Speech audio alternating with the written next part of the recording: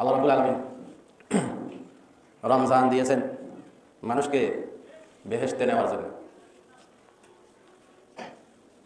এটা একটা নিয়ামত। আল্লাহ বলেন, ওয়া ইন তাউদ্দু নি'মাতাল্লাহি লা তুহসুহা।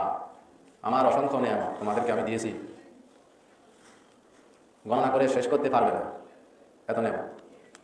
সব কিছু আল্লাহ তাআলার নিয়ামত। এই নিয়ামতের শুকর আদায় করা। ইন্নাল্লাহা ইয়া'মুরু বিল আদলি। আল্লাহ তাআলা আদেশ করেছেন ন্যায় ইনসাফ, ন্যায় বিচার, ইহসানা, সত্য ও ন্যায় প্রতিষ্ঠিত করা।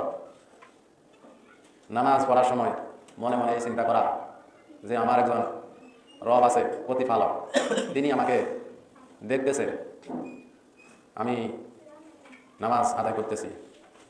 রোজা রাখার সময় এই চিন্তা করা যে আমার একজন রব আছে, তিনি আমার রোজা দেখতেছেন, তিনি আমাকে রোজা পুরস্কার দিবেন। আমি রোজা সততার সাথে, ন্যায় ইনসাফের সাথে রোজা রাখি।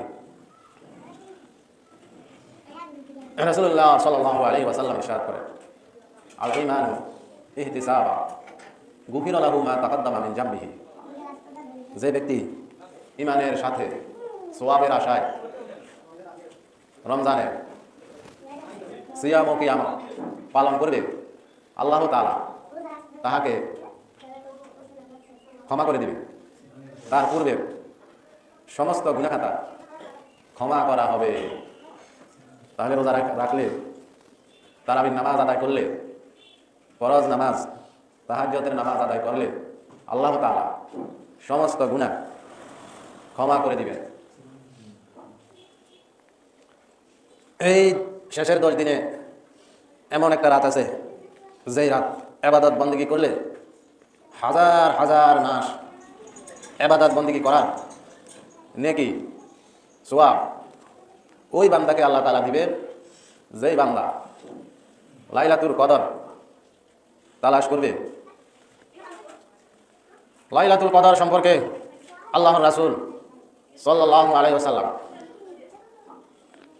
বলেছেন যে আমাকে জানানো হয়েছে কোন রাত্রে লাইলাতুল কদর, কিন্তু আমি বাইরে আসার পরে 2 জনকে ঝগড়া বিবাদে লিপ্ত দেখতে পেলাম।